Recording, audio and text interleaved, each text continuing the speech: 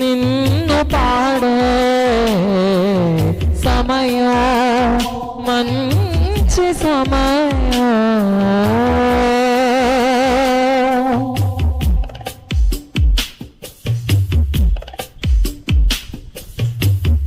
నావ ఒంటరిగా సాగుచుండగా నాదా నిన్నే పాడెదను, జీవితంలో నీవుండగా ఎవరిని గూర్చి పాడెదను అని వచనం ద్వారా దేవుని స్తుతిద్దామండి.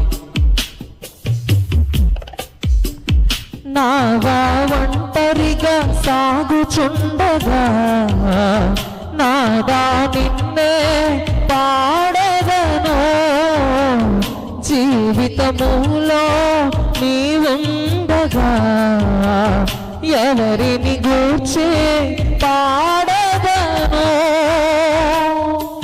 చెప్తామా మరలా ఒకసారి? నావా ఒంటరిగా సాగుచుండగా